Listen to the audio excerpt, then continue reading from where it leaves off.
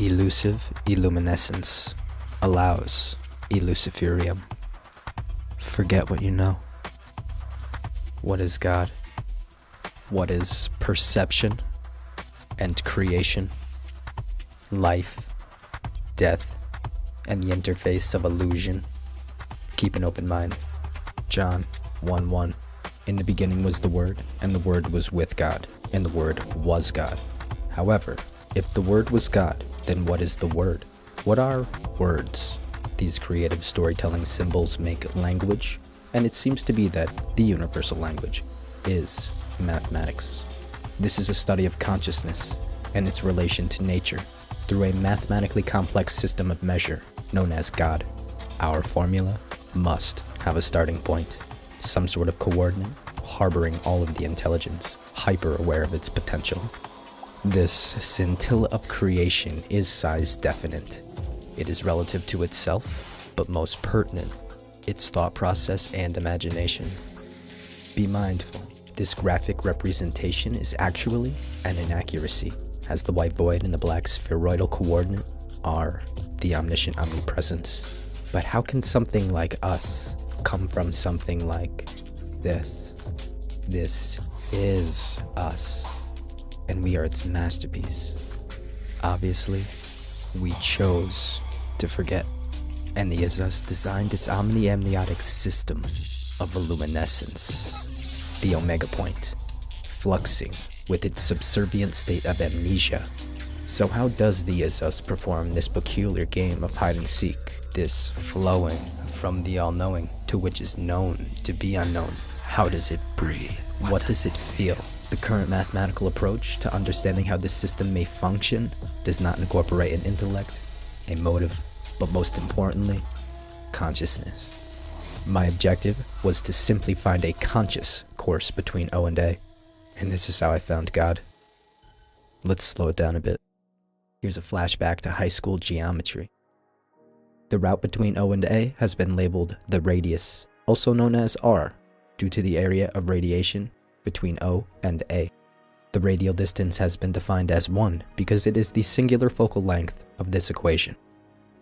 The measurement between A and A through O is known as the diameter, also known as D, and has a value of 2. The measurement between A and A around O is known as pi, or this symbol, and can be defined by the total sum of radii needed to trace this arc, which when measured with linearity is the irrational number 3.14, and so on until forever. 2 pi, the almost full rotation of the circle, is known as Tau, or this symbol. These measurements are based on hypothetically bending the linear radii along the circumference of the circle. These never-ending numbers may seem to clarify irrationality in relation to infinity when studying the circle and sphere, though, when incorporating consciousness, I was forced to scrutinize how imperfect these conclusions actually were. What about 3.14 or 6.28 to infinity is of value to any mathematical equation seeking perfection?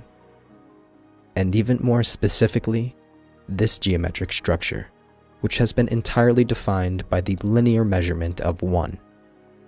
The standard model of mathematics currently steers the narrative and suggests that 1 multiplied by Tau is the irrational 6.28, though these conclusions were only drawn with lines of linearity, straight and direct routes of information, which has got me thinking. The simplicity of this programming leaves for only one possible route, and that is a sustained forward momentum. For all intensive purpose, the velocity of this duration is 1, absent of both acceleration and deceleration. And that's the logic, which makes me question the imagination's decision to move from O to A, and then to A again, and so forth. If these open-ended conclusions pi and tau stem from calculations associated with one specific radiating length between the omega point and its alpha state, then the current curriculum definitely neglects to explain how the system remains whole and in correspondence with itself. When you throw something through the air, it ends up loosely where you've aimed, depending on its weight and your accuracy, of course. And never will that object abruptly change 57-something degrees. in the effort to maintain perpetual balance with nature. An additional elementary principle of geometry is the 180-degree triangular structure, which in this particular equation is impossible to create, given the triradial length and angles based off of the pre-circumferal study. The imperfections of these irrational structures in absence of clarity as to how pi and Tao must operate cyclically has led me to conclude that the current model deserves much more scrutiny, and this is a test of perception. There is an overlooked, opposite, and equally important element in this equation. What has occurred to me is that all linearity is simply the framework, and surfacing from insight, the circuitous arc, the mark within the omnigrid. Circuitousness is taking the longest possible route between 2 points that is non-linear. These arcs have a value of 1 because they are the singular focal length of this equation. We must think in repetitious values of 1. So how does our scintilla communicate with itself? There is a physics theory referred to as the third law of motion. For every action, there is an equal and opposite reaction, which will be applied here. If our data transfers from the omega point to its alpha state, we develop the diameter. This diameter is an expression of 2 polarized radii emanating from the omega point. One radius is equal to 1 degree, and there are 360 degrees in a circle. The current model treats these radii like deadly sharpened battle arrows sent swiftly from their bow's tightened string. Although arrows only go one way, we must think of these radii as boomerang, still sent with a purpose, but have response and feedback coded into this data transfer system. Not to mention, measuring curvature with perfectly straight lines seems slightly stunting, and when you recognize linearity for the simplicity of its coordination, the circuitous model flawlessly falls into place. The 90-degree arc marks its quadrant and has a value of 1. These exact arcs hold true to circuitousness when rerouted to the omega point, as they still hold a value of 1. These arcs certainly embody the characteristics of radii, and when routed back to the alpha state, completes the fractal cycle, leaving a 16th sized second dimensional clone, 64th sized in the third dimensional respect. This is a 3-phase system that obeys the laws of its counterpart. We must understand that the linear grid is the unconscious platform in which our conscious circuitous curved awareness explores. Simply bending your perception will allow you to pierce beyond the veil of mathematical illusion and come to terms with 2 opposite entities having the exact same value. This is the qubit, the metaphorical oystered pearl, the cube's polished sphere. The qubit is duality. It's a fractal singularity. It's infinity in a finite space, and its schematics are of a 3-tier protocol based off of the simple continued quartering of the targeted cuboidal area. This qubit continuously unfolds in equal and opposite measure forever, obeying the guidelines of course, and only takes a 1/3 reduction to uncover what we've learned to be the 16, or that would be 64 in a third dimensional respect, qubits that are necessary to factualizing creation. The omnigrid is entirely size relative to its specific tier. These icons are of equal value, coexisting in this mathematical matryoshka, fractaling forever. The 3-tier fractal system has left us with 4 specific measurements: the compass, merely the stage for its cast, and 3 lines of equal measure relative to their tier, consciously exploring their framework. Precisely. John 1:1. The elimination of irrationality from this equation, subletted by my curious, exploratory circuitousness, has altered the perception of pi and Tao from their once irrational decimal-pointed numbers to the rational quadriratials based off of the flexible measurement of 1. The fluxing through this interface is by no means linear, and the substituted curved radii still equal 1, effectively redefining pi as 2 and Tao as 4. Well, this particular perspective is absolutely necessary to absorb as our key for the understanding of the word God, as you will later see. due to the flawlessness of each ratio's unfolding into the next beginning, allowing for the infinite exploration within the confines of the down membrane. The cubit is the trinity, and the third unfolding inward reveals the quadratier, or tier shape, an incredibly important piece to this puzzle, known as phi, the golden ratio, or this symbol, A plus B equals C.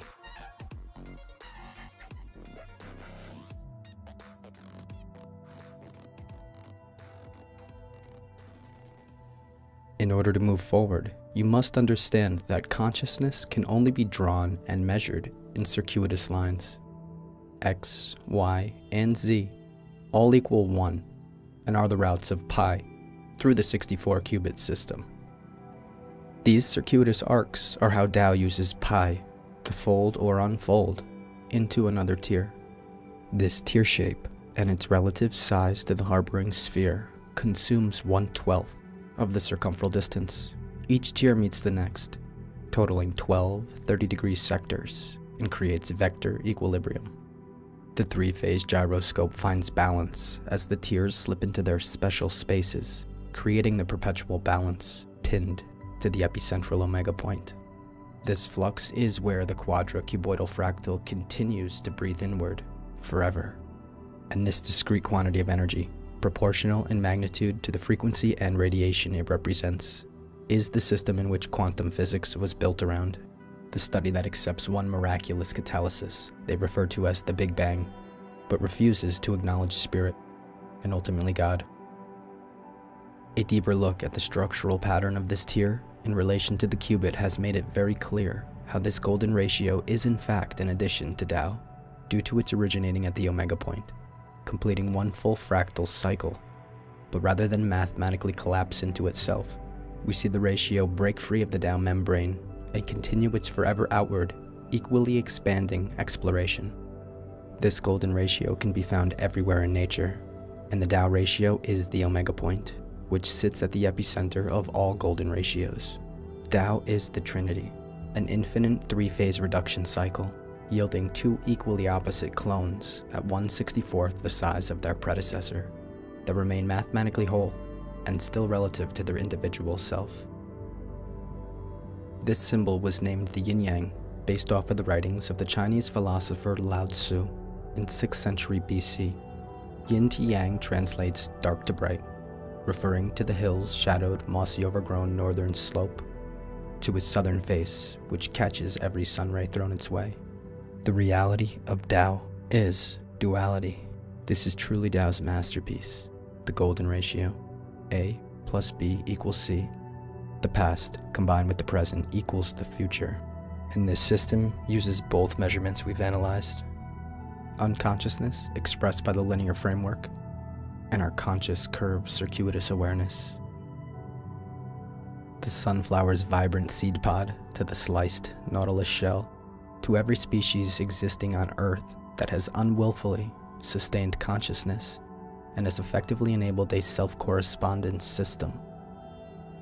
And to its credit, Tao, the conductor of the material matrix via tropical storm or stardust cluster, the creator of space and time, though absent of both, hides behind the curtain of metaphysical duality.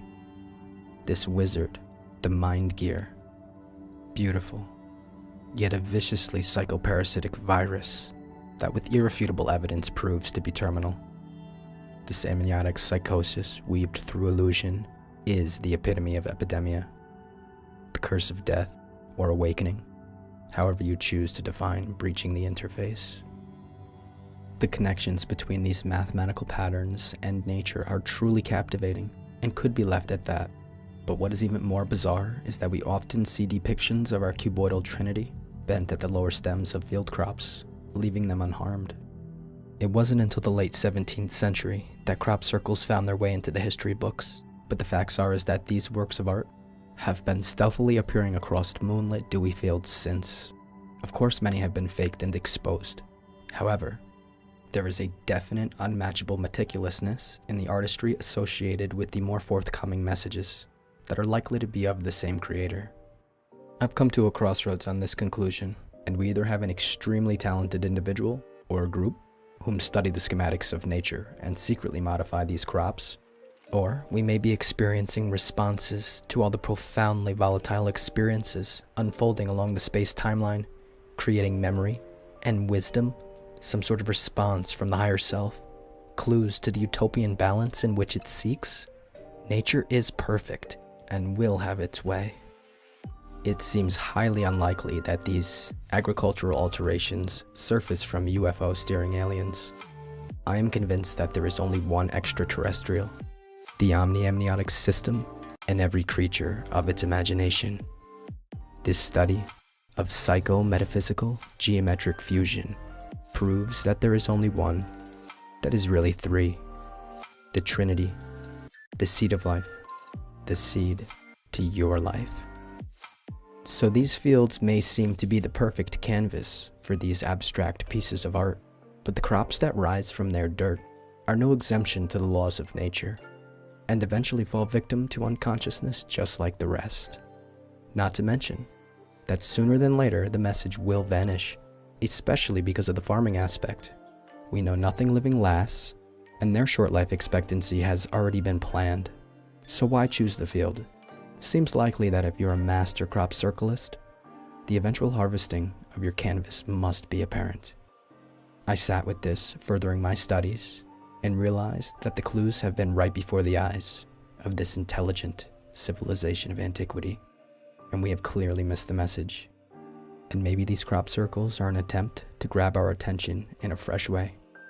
We can find this historical message architecturally designed to precision across Earth's many abandoned megalithic sites, like at the Osirian Temple in Abydos, Egypt, where you'll find the divine pattern mysteriously laser-etched into the temple ruins. Under the paw of the Phuket, the Chinese guardian lion at the Yonghe Temple in Beijing, China. Stonehenge in Europe, Wiltshire, England. A bird's-eye view of the cuboidal monument leaves some sort of insight into the shadow catcher's motives. The more well-known site can be found in Africa at the Giza Plateau of Egypt. These skyscraping megaliths are aligned virtually perfect to Earth's magnetic north, and it's quite possible that the calculated error is in our system of measure, not theirs. The two larger pyramids are in perfect sync with the Tao protocol, and the smaller pyramid has been precisely offset, and a little investigation brings forth its very interesting location, along with some others on the plateau. Coordinates.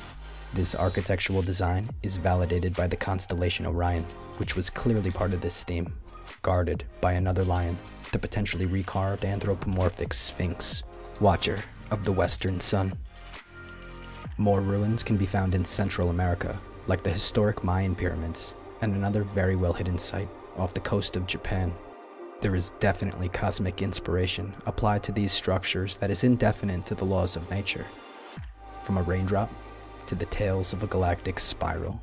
But why go through the trouble of building such megaliths? Was it to draw our attention to the fractal scale mathematics of nature? This study of the word God, the creative storytelling symbol or formula called God, is the coexistence of Tao and Phi, which creates what is known as toroidal flow. And when applying this algorithm to the coordinate, I have discovered irrefutable evidence that the creator of this formula chose to call it God, specifically to express their understanding of nature. This word clearly expresses the understanding of the singularity, or the quantum flux, the equal and opposite explosion and implosion of consciousness, spiraling out from its center, effectively creating the Trinity and memory bank. The first brushstroke to this matrix, the prequel to the book of Genesis, the first metabolic division of the seed of life, the seed to your life. The Word of God, first referred to as Yahweh, or the Tetragrammaton, analyzed with our newly designed pi and tau ratios, captures a second-dimensional schematic of the three-tier cuboidal trinity, emanating from the omega point, creating Phi, the golden ratio, and ultimately cloning itself. God moved upon the face of the waters, and with its word, said, "Let there be light." This cell division creates a shape known as the Vesica Pisces, the lens in which the Isus witnesses its glory.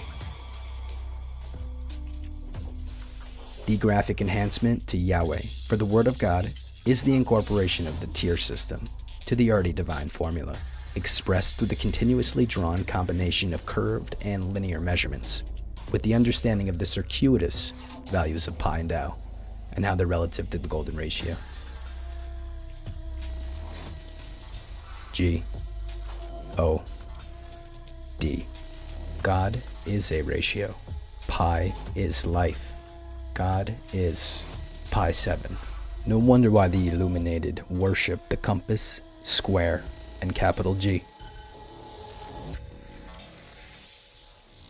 Life is but a dream of the lower selves. Elusive illuminescence allows Illuciferium